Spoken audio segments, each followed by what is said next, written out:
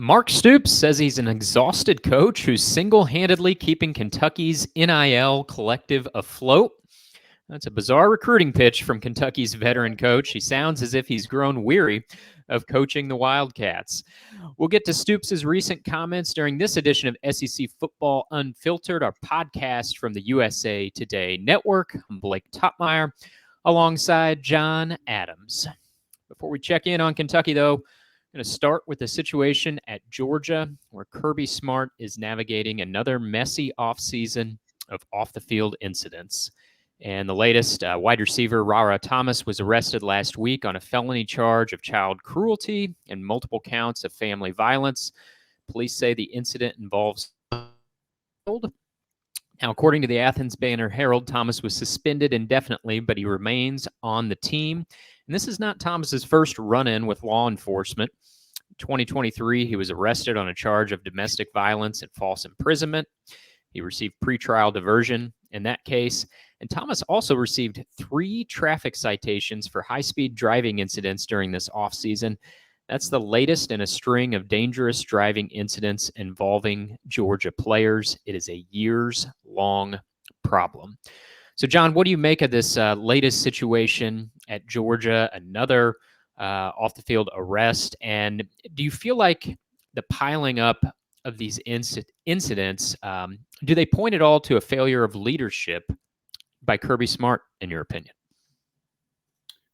Well, it certainly points to a failure of discipline. Yeah. You can't put it all on Kirby Smart, certainly. This is a different era in football. Players have more money to spend, faster cars to drive, and that can lead to trouble. Rara Thomas, it seems as though I recall he had a problem when he was at Mississippi State as well. I don't remember the particulars, but he really seems as though his college goal is to spend time in jail. It's not just one type of crime. It's multiple things. I can't recall of any. It's been a while. I can't recall of one school having so many similar incidents, though, with the driving thing. And surely Kirby Smart has brought in, I'm sure he's had police speak to the players. He's stressed the importance of driving safely. I mean, what more if you don't have a traffic fatality, which Georgia does, involving university employees, and former player lost his life in one of these, in a wreck. I mean, if that doesn't get your attention, I don't know what will. I think it's almost going to come to a point where Kirby Smart says, there's another offense, you're off the team. Of course, then that opens up the path to the transfer portal, and player says, okay, fine, I'm off your team, but School X over there will pay me plenty of money to come play for them. So I don't know if they'll slow down or not. Yeah, and that's sort of the issue I see here. I mean, in my mind, Kirby's not doing nearly enough to curtail these disciplinary issues. I feel like up to this point, the team discipline has been at least publicly murky, and it seems like from the outside looking in, it's been awfully light. I mean, Georgia hasn't done anything too substantial in the way of player suspensions or player dismissals. A lot of this stuff is quote unquote handled internally. You don't really know what that means, right? I mean, that could be that could amount to almost nothing. But when it comes to keeping players off the field, Georgia and Kirby Smart haven't done too much of that. And there's really, I think, 2 ways to, punish players or motivate players. They care about playing time, and in this new world, they care about NIL dollars. I mean, that's really, if you want to install some discipline, that's the 2 things that they care about. They want to be on the field, and they want cashola in their pocket. Now, Kirby said at SEC Media Days that, without getting into too much detail, he said there is like a fine system from Georgia's NIL collective for off-the-field incidents. A player apparently can be fined or have money deducted from what they're owed from the NIL collective. Well, I mean, that sounds nice, but also to me, that sort of stinks of passing the buck if you're Kirby Smart. Like, you're the CEO of the program, you're the head of the program, to say, well, we got this fine system in place that the NIL collective operates. That really sort of shirks Kirby's duties in terms of discipline onto the collective. And now at least he's suspended Rara Thomas, which is more than Kirby does in a lot of these incidents. However, I'm kind of questioning, why in the world is Rara Thomas still on the team? I mean, as you said, John, it's not like this is just a one-time situation.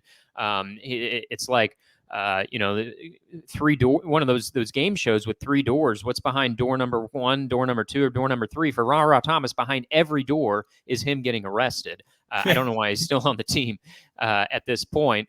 But on the flip side of this, while I do think Kirby should be doing more and is failing in his role as a disciplinarian, I wonder, what is the incentive for Kirby Smart to do more? And you were touching on this a little bit, John. Like, back in the day, you could sit a player out, suspend him for multiple games, kick him off the team even. And if a player transferred, they'd have to sit out a year. There was some real discipline on the line for misconduct. Like, yeah, if a guy gets dismissed, or if he doesn't like the suspension and wants to transfer, he could do that. But he wasn't going to be on the field immediately. There was a penalty that came with being booted off a team. Now, I mean, you kick off a guy off the team, he could be playing for a rival on an NIL deal. Next thing you know it. And Kirby has climbed to this position of power within the sport. With Saban retired, he's the most powerful coach in the sport. He's the most successful coach in the sport right now. So those who say, like, the disciplinary issues off the field can affect the on-field product, we haven't seen that at Georgia yet. And so while I think Kirby should be doing more, I do wonder, from his perspective, other than, like, quote unquote doing the right thing, what does Kirby Smart really have to incentivize him to be more heavy-handed with discipline? You're right, Blake. When you go back and you look at some teams that sort of earned an outlaw label while winning a whole bunch of games and maybe even a championship or two, there didn't seem to be a correlation between off the field behavior and on the field behavior. Some of those teams where players got in trouble, were arrested. I can remember some Oklahoma teams. On the field, that didn't show up. They performed at a high level, and that's pretty much all. Well, I remember Barry Switzer in the 80s. If you practice hard, played hard, he didn't. He wasn't trying to be your daddy. He was trying to win football games. He was your football coach, and he wasn't trying to develop character necessarily. He was trying to develop his two deep, and it worked out pretty well for Oklahoma. So again, you talk about incentives. What's the real point? I just wonder, though, with when you have the same kind of incidents occurring, why not do something about the cars? I mean, just say the next guy that's caught driving more than 25 miles an hour over a speed limit, he forfeits his driving privileges.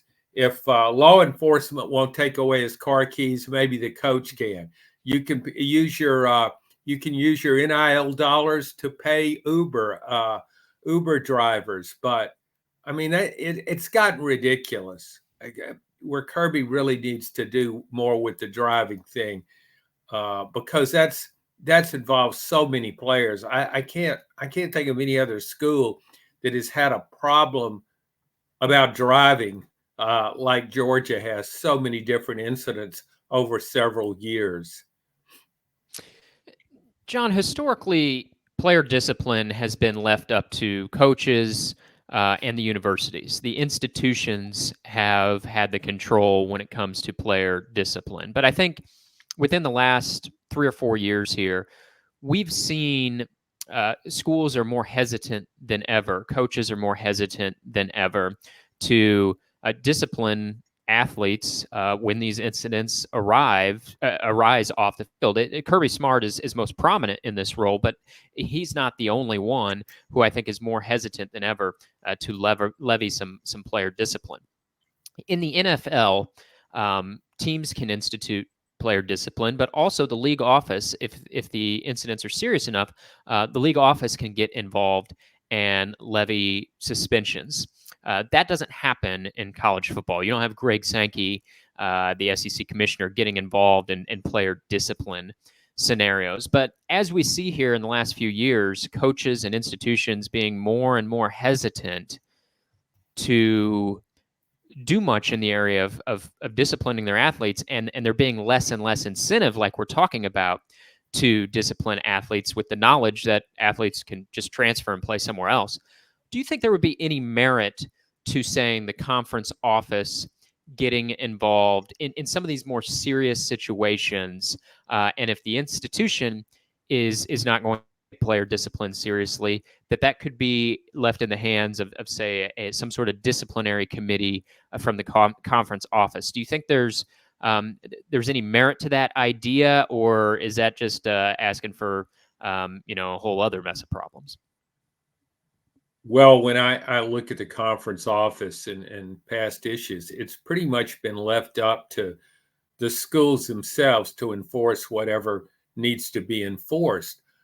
I just don't see that happening. And I look at Psyche's position. He's thinking about making TV deals. He's thinking about winning championships. He's thinking about how many teams he can get into the playoffs now that you have a 12-team playoff field. So there's plenty of stuff on his plate. I just don't see that happening. I wonder if maybe in a different era it would have. I think about former Commissioner Mike Slive, and I could have seen him calling the athletic director, Georgia, or maybe even Kirby Smart himself, the coach, and said, okay, we need to do something about this. This is out of hand.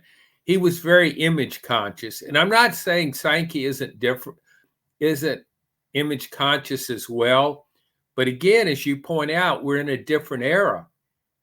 And the discipline kind of doesn't seem to matter as much. So, but I wonder if Psyche's had that conversation. I wonder if he's talked to Kirby Smart. I think as league commissioner, he could have it. I'm not saying you should call up Kirby. Hey, if you don't kick Rara Thomas off the team, I'll kick him off. Yeah. I don't see that happening. But I could see a conversation whereby with the AD and with Kirby, and he says, well, what seems to be the problem here? We need to resolve this. This shouldn't keep happening. Let's come up with a plan to deal with this. And let it be known that he's not happy and he's aware about what's going on and is as interested as he is in winning championships and putting teams in the playoff. He is also concerned about the league's image. Yeah, I do wonder, in this lawsuit a day culture that we're in of college athletics, in the absence of collective bargaining, I don't know if it would fly anyway. If Greg Sankey or some sort of SEC committee starts trying to discipline athletes or kick them off teams or sit them down for games, if there was a collective bargaining agreement in which the athletes agreed to that structure, that the conference office could get involved in disciplinary situations, well, that would be one thing. I don't think you would run into any problems there. But in the absence of collective bargaining, like you have in the NFL and these other pro leagues where the league office can get involved in player discipline, in the absence of that, I'm not even sure if Sankey wanted or the conference office wanted to get involved in these player discipline situations, whether that would hold up anyway. But I mean, Kirby Smart, there's nothing that would prevent him from saying, Rara Thomas, you've consistently violated team rules. We don't have a spot for you anymore. You're off the team. And this was a guy that was, looked to be a possible contributor at wide receiver for Georgia this year. And again, he's suspended indefinitely. What does indefinitely look like? We don't know. But that's a position group where, I mean, Georgia, I don't know if it has some question marks, but it doesn't have Brock Bowers anymore. It doesn't have McConkey anymore. And so, yeah, I mean, I think it needs every potential performer that it has, which might help explain why Rara Thomas is still on the roster at all at this point. But, we've talked about how with Georgia and with some past teams, it didn't always seem like off the field disciplinary issues were a problem with on-field performance. But how do you see this affecting this team, John? Because as I said, like wide receiver is one of those positions where Georgia lost some key performers from last season. I mean, they got Dominic Levitt, they got Colby Young, a transfer at that group. I mean, it's a position group I feel like has some talent, but it doesn't have anyone proven like a Brock Bowers. No, there's no real standout there, no star. There's certainly no one of Brock Bowers' talent. Certainly, he was a tight end, but nobody looked at him as just a tight end. He was a star receiver. You did everything you could to get him the ball. So you can look at it two ways. You can look at it one, well, losing Rara Thomas is not in itself is not a huge loss. But what does it do to the position when you're dependent on a sort of receiver by committee group? There's no player on Georgia you look at in the receiving corps right now. That could change once the season starts, but you don't look at it and say, can't lose him. He's our go-to guy. He's a player that demands special attention from a defensive coordinator. Georgia doesn't seemingly have that kind of player. So it's relying on depth more. And so maybe you wouldn't want to give up somebody. And here's the thing, as you mentioned earlier, you can't really use playing time as for leverage, because the player can just say, well, in that case, if I'm not going to be playing for a month, I'll take my talent elsewhere. That's just how it goes right now. That's kind of a side effect of the transfer portal. So it's a tough thing to manage, but at some point, when one player has repeatedly violated the law and repeatedly put your program in a bad light, maybe that doesn't matter as much as it used to, but I still think it matters enough where at some point, you got to say, this guy needs to go. One more offense, Rara, in your history, okay? I mean, you would think they would be at that point. Now, we're not talking about a guy with 300 career receptions either. That shouldn't matter, but we know it does matter.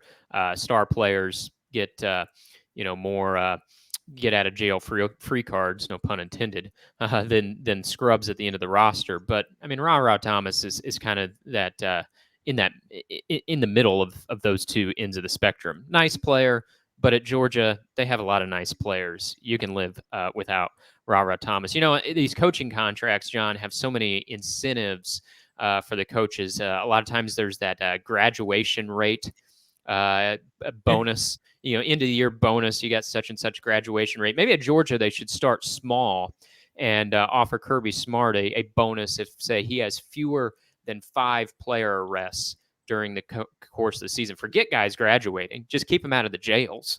And if you do so, here you go, Kirby. Here's your end of the year bonus, because whatever they're doing now at Georgia obviously isn't working.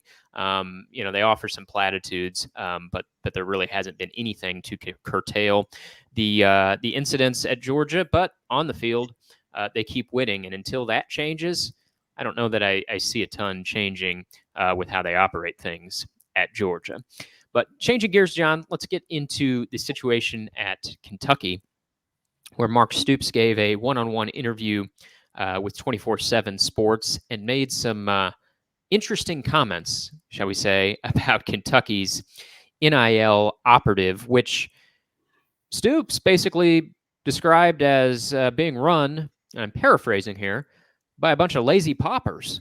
I mean, to hear Stoops tell it, Kentucky's football collective is a shoestring operation run by an exhausted coach. Stoops says in this interview with 24/7 Sports that he's so busy schmoozing, glad handing, fundraising with donors, doing this all himself, that he barely has time to coach.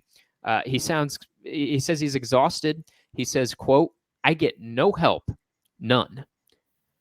Now, maybe Stoops saw this as a cry for help, John, but I think this is a sort of a bizarre, dangerous message to put out there to recruits that might be listening to this, right? I mean, you want to present the image of your program in this day and age as a place where, hey, we're going to take care of you in NIL. Not only will you be prepared for the NFL, but we got a good collective here, got a great program, good facilities, but you won't find a better collective than the one you'll find here. I mean, that's sort of the sales pitch that I think you want to be making anymore, but that is not the pitch that Mark Stoops is putting out there during this 24/7 Sports interview. He went on to say, quote, "I feel very isolated, very alone.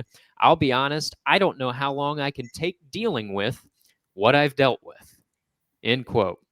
Poor Mark Stoops, making $9 million a year to win 7 games. How can he be expected to fundraise on top of that, John? Your thoughts on the veteran head man there in Kentucky and what I thought was just a strange avenue to go down in blasting Kentucky's NIL collective and saying that he's too busy running the collective to coach the way he wants. Yeah, coaches are often guilty of tunnel vision. They're so caught up in their own world, their own problems. They forget there's a big world outside their tiny little realm. So he's more than guilty of that. I just cringe when I hear coaches talking about the pressure they're under. If you're making $8 or $9 million a year, you aren't under pressure. You don't have to worry about where your next meal's coming from, where you're going to sleep the next night, or if you're going to have medical care next week.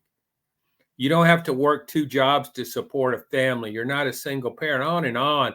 It's just ludicrous to hear one of these coaches talking about pressure. They don't know what pressure is. And so then you take Kentucky.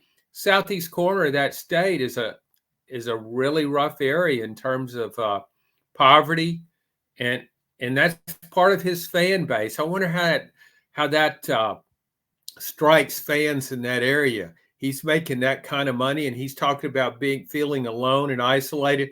Reminded me of a country song by Jamie Johnson. Starts out, he goes in a bar to have a beer, and he's talking about how tough it is as a country music star. He's made it to the top, made some sacrifices along the way, and now he seems all these demands of stardom. He feels very alone at the top. To which the guy next to him at the bar, who asked, "Mind buying me a beer?" says, "Well, it might be lonely at the top, but it's a bitch at the bottom." And I think people who are at the bottom or close to it, when they hear Mark Stoops complaining and whining about how tough he has it because he's got to go shake a few hands and try and shake free some more money for his players, man, you talk about a turnoff. All he has to do is take a couple of million out of that 8 or 9 million he's making, channel it through some boosters and pay some guys if he wants to ease his workload. But he doesn't want to do that, I wouldn't think. He wants to keep all that money rolling in. If you're making that kind of money, you should be under pressure. You should have to make tough decisions. And maybe you should feel alone because there aren't that many people making the amount of money you are. Again, like Jamie Johnson says, it's lonely at the top, but it's a lot better than being at the bottom. Yeah, that's a great reference there on that song, John. Well put. And this is not a one-off from Mark Stoops. I mean, let's review some of his words and actions in the past year. After Kentucky got beat down and embarrassed by Georgia last year, Stoops was asked about that loss, and he described Kentucky fans as cheapskates and told them they ought to, quote, pony up more money if they wanted him to beat better opponents. Okay. Coaches find all new ways to excuse away bad performances, and Mark Stoops offered what was kind of a new one. His fans are too cheap. Then after the season, he flirted with the Texas A&M job. He seemed to have one foot out the door before the Aggies shot down that trial balloon. Their fan base didn't like the idea of Mark Stoops being their coach, so that idea died on the vine. Stoops started last season pretty well, beat Florida for the third straight time, but the season didn't end very well. He lost 6 of his past 8 games, and now he's trashing Kentucky's NIL operation and saying he's too busy schmoozing and too exhausted to coach the way he would like. I mean, this is just not the past 12 months have not been the finest look for Mark Stoops. And this is a guy he's done a great job at Kentucky. That's the thing, is I feel like he's turned Kentucky into a pretty good place to play football. It's not Alabama, it's not Georgia, but there's worse places to play right now than playing in Lexington, Kentucky for Mark Stoops. They got, like I said, they got pretty good facilities there. You got a 3-game win streak against Florida. They usually post winning seasons under Mark Stoops. I mean, he has a lot to sell, I feel like, and I didn't hear him doing much selling during these latest comments. He did all complaining and naysaying, and I just think if you're a guy thinking about playing at Kentucky, why would you want to when you hear that from the head man? And maybe this is a cry for help, but you have to be aware of how those comments are being perceived. And my perception of Kentucky's football collective right now is that it's a mess. And that's because of the way it's being described by the head coach at Kentucky. And let's also not forget, when we talk about Mark Stoops' salary, but it goes beyond that. I mean, he enjoys one of the most lucrative salaries in college football, but he also enjoys one of the most secure jobs in college football. He has found that sweet spot of being well compensated, but not having a ton of pressure. I mean, he's not expected to win conference championships, national championships. In the era of divisions, he wasn't even expected to beat Tennessee. I mean, he didn't do that very often. He was expected to, win 7 games, go to a middle of the pack bowl game, and try to beat Louisville along the way, right? And Stoops did a nice job of that. To reiterate, he's done a pretty good job there. He's much better than the average run of coach that Kentucky was cycling through. But this does sound like a man who's kind of at the end of the road here for Kentucky. And I just wonder, for years there's been speculation that Stoops has his sights set on Iowa, his alma mater, and being the next head man at Iowa after Kirk Ferentz retires, if that ever happens. Ferentz is as entrenched as anyone, it seems like right now. But it sounds like a guy who's exhausted and ready to join Nick Saban in retirement, or just wants to wind up in Iowa in a year or two. I don't know. It doesn't sound like someone who wants to spend his next 5 years at Kentucky, John. I think Mark Stoops has one of the best jobs in sports, not just football. As you said, high pay, low expectations. Kentucky fans, we're going bowling again. Can't wait to hit the Florida beaches. We're bowling again, man. They don't say that at Florida or Tennessee or LSU, Georgia, Alabama, Oklahoma. Bowling. They don't care about that. They want to be in the playoff.